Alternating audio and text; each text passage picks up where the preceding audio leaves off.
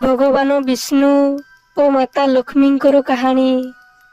थोरे भगवान विष्णु शेष नाग उपरे बसी बसी विरक्त हो गले। से पृथ्वी रे भ्रमण करने को चिंता कले एवं से भाविले एमितिरे भी पृथ्वी को जीवार बहुत वर्ष बीतीगलानी। एहा परे से निज यात्रा पाई प्रस्तुति आरंभ कले। स्वामी को प्रस्तुत हेउथिबार देखि माता लक्ष्मी पचारिले, आज सकाळु सकाळु कुआडे जीवार प्रस्तुति चलीछि। भगवान विष्णु कहिले, हे लक्ष्मी, मु पृथ्वी को बुली जीवाकू बाहरुछि। तापरे किछि समय भाबिबा परे माता लक्ष्मी कहिले, स्वामी, कोन मु मध्य आपणक सहित आसी पारिबि कि? भगवान विष्णु किछि समय चिंता कले एवं तापरे कहिले, ठीक अछि, किंतु गोटिए शर्तरे तमे मो सहित आसी परिबो। पृथ्वी रे पहुंचिबा परे उत्तर दिगकू आदौ चाहिबो नहीं।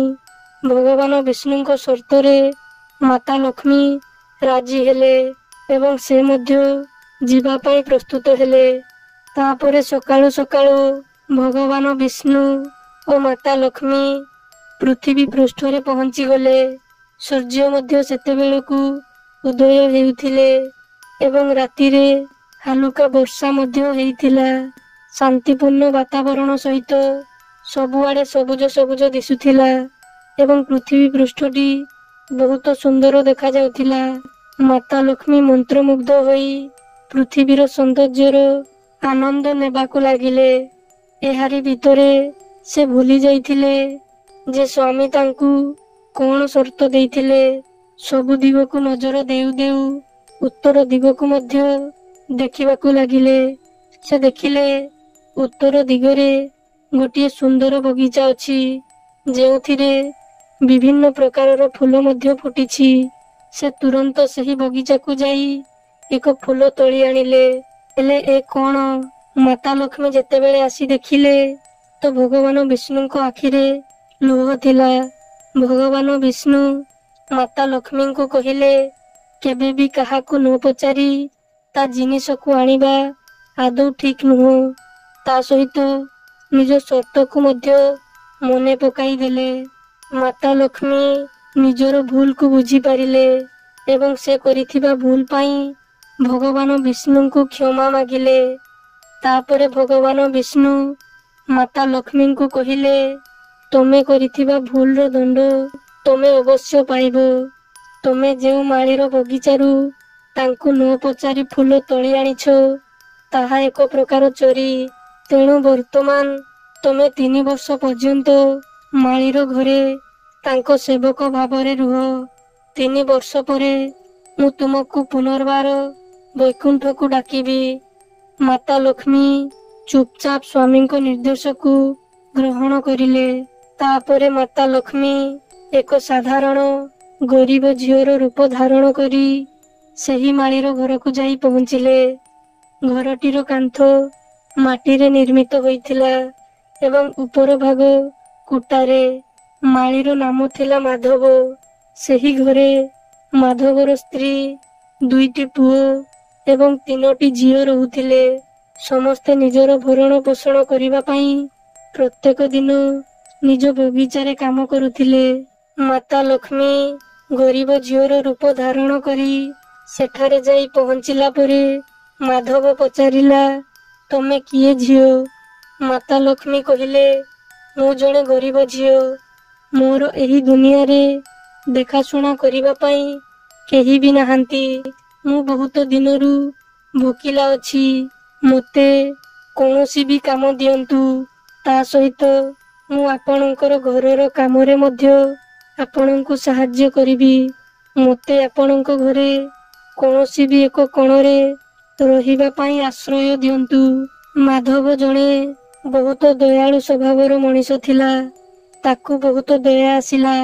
तापरे से कहिला, झियो, मु भी मध्य जणे गरीब मनीष। आम घरे 2 ओळी खाद्य खाइबा पाई मध्य आमको संघर्ष करिबाको पड़िथाए। दिने दिने राति रे मध्य आमको भोक उपासरे सोइबाकू पड़िथाए। ଯଦି ଏସବୁ ମଧ୍ୟରେ ତମେ ନିଜକୁ ଆମ ସହିତ ଖାପ ଖୁଆଇ ଚଳାଇ ପାରିବ ତ ଆମ ସହିତ ତମେ ରହିବାର ମୋର କୌଣସି ଆପତ୍ତି ରହିବ ନାହିଁ। ବରଂ ମୁଁ ଖୁସି ହେବି ମୋର 4ଟି ଝିଅ ହୋଇଯିବେ। ଏହାପରେ ମାତା ଲକ୍ଷ୍ମୀଙ୍କୁ ସେହି ଘରେ ଶରଣ ମିଳିଗଲା। 3 ବର୍ଷ କାଳ ସେ ସେଠାରେ ସେବକ ଭାବେ ରହିଲେ। ମାତା ଲକ୍ଷ୍ମୀ ଯେବେଠାରୁ ସେଠାକୁ ଆସିଥିଲେ ସେବେଠାରୁ ମାଧବ ଜୀବନରେ ସବୁ କିଛି ସୁଧୁରିବାକୁ ଲାଗିଲା। ପ୍ରଥମେ ନିଜ କ୍ଷେତର ଫୁଲ ଗୁଡ଼ିକ ସୁଲଭ ମୂଲ୍ୟରେ ବିକ୍ରି କରି ଘରକୁ ଏକ ଗାଈ ଆଣିଲା। କିଛି ଦିନ ପରେ ସେ କିଛି ଜମି ପୁଅମାନଙ୍କ ପାଇଁ କିଣିଲା ଏବଂ ଘରର ସମସ୍ତେ ନିଜ ନିଜ ପାଇଁ ନୂଆ ନୂଆ କପଡ଼ା ମଧ୍ୟ କିଣିଲେ। ତାପରେ ଏକ ବଡ଼ ଘର ମଧ୍ୟ ନିର୍ମାଣ କରିଲା। ସ୍ତ୍ରୀ ଏବଂ ଝିଅମାନଙ୍କ ପାଇଁ ଗହଣା ମଧ୍ୟ କିଣିଲା। ତାପରେ ଦିନେ ମାଧବ ଭାବିଲା, ମୋତେ ଯାହା କିଛି ବି ମିଳିଛି ଏହି ଝିଅଟି ମୋ ଘରକୁ ଆସିବା ପରେ ମିଳିଛି। ସତେ ଯେମିତି ସେ ମୋ ଘରର ଲକ୍ଷ୍ମୀ। ମାତା ଲକ୍ଷ୍ମୀ ସେଠାରେ ରହି ସବୁ କାର୍ଯ୍ୟରେ ସାହାଯ୍ୟ କରୁଥିଲେ, ବଗିଚାରୁ ଆରମ୍ଭ କରି ଘରର ସବୁ କାର୍ଯ୍ୟରେ। ଏହାରି ଭିତରେ 3 ବର୍ଷ ବିତି ଯାଇଥିଲା। ଦିନେ ମାଧବ ବଗିଚାରୁ ଘରକୁ ଆସି ଦେଖିଲା ତ ତାଙ୍କ ଘର ଅଗଣାରେ ଜଣେ ଦେବୀ ସ୍ୱରୂପ ମହିଳା ସୁନାର ଅନେକ ଅଳଙ୍କାର ଧାରଣ କରି ବସିଛନ୍ତି। ସେ ଧ୍ୟାନର ସହିତ ଯାଇକି ଦେଖିଲା ତ ସେ ତାର ସେହି ଝିଅ ହୋଇଥାଏ ଯାହାକୁ ସେ ତାର 4ର୍ଥ ଝିଅ ମାନୁଥିଲା। ସେ ଜାଣିପାରିଲା ପ୍ରକୃତରେ ସେ ଆଉ କେହି ନୁହନ୍ତି, ସେ ହେଉଛନ୍ତି ମାତା ଲକ୍ଷ୍ମୀ। ସେତେବେଳକୁ ମାଧବ ପରିବାରର ସମସ୍ତେ ବାହାରକୁ ଆସି ଯାଇଥିଲେ।